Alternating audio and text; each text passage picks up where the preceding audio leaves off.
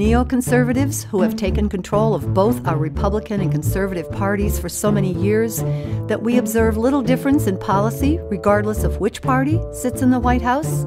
Former Georgetown University professor Dr. Carroll Quigley would say yes. He shared in his almost 2,000-page book, Tragedy and Hope, his rather supportive assessment of the conspiratorial forces which he stated do control much of what occurs in our nation. He described the plan as follows. The two parties should be almost identical so that the American people can throw the rascals out at any election without leading to any profound or extensive shifts in policy. It should be possible to replace it every 4 years if necessary by the other party, which will still pursue with new vigor approximately the same basic policies. End quote. Check out Dr. Quigley's Wikipedia page for information on commentaries on his book. The Naked Capitalist by W. Cleon Skousen is a must. And if you're wondering why we don't hear more about these neocons in our media, listen for some of their comments.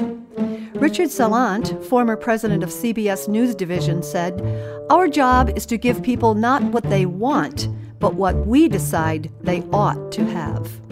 Katharine Graham, past publisher of The Washington Post, asserted, "There are some things the general public does not need to know and shouldn't. I believe democracy flourishes when the government can take legitimate steps to keep its secrets and when the press can decide whether to print what it knows."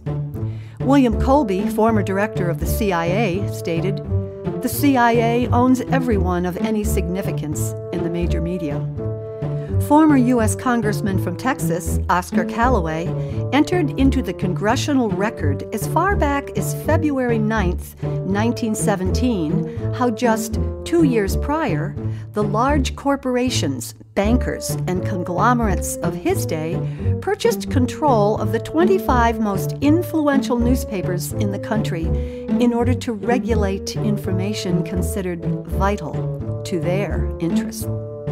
Do you think it's possible similar corporate interests and banking families might even still today be responsible for our managed news and for the behavior of the neocons?